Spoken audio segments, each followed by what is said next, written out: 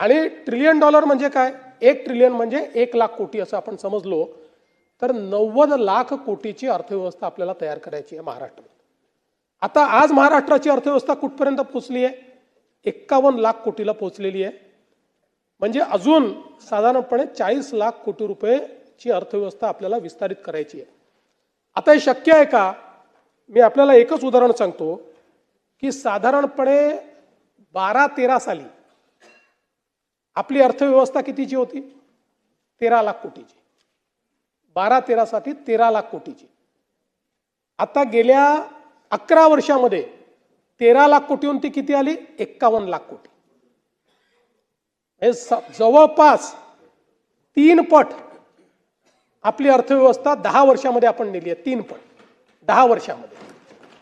आणि म्हणून आपण जेव्हा ट्रिलियन डॉलर इकॉनॉमी म्हणतो त्यावेळी आपण ऑलरेडी 660 बिलियन पार केले. आणि महाराष्ट्र एकमेव राज्य आहे की ज्या राज्याने 500 बिलियन पार करून आता 660 बिलियनवर आपण पोहोचलो आहोत. प्रभू साहेब, तुम्ही काल 500 बिलियनवर अडकला होतात. नाही, 660 बिलियनवर आपण पोहोचलेलो आहोत. आणि इतर कुठलंही राज्य आज अर्थव्यवस्थेच्या साईजमध्ये आपल्या बरोबरीत नाही. ट्रिलियन डॉलरची घोषणा 7 राज्यांनी केली आहे की आम्ही ट्रिलियन डॉलर इकॉनॉमी करू, पण कुठलंही राज्य हाफ ट्रिलियनला देखील पोहोचलेलं नाही. आपण हाफ ट्रिलियन पार करून पुढे गेलेलो आहोत. आणि म्हणून मला विश्वास आहे, बघा असं आहे की समजा जर पुढच्या 4 ते 5 वर्षामध्ये दुष्काळी वर्ष आलं नाही तर आपण ट्रिलियन डॉलर इकॉनॉमी होऊ.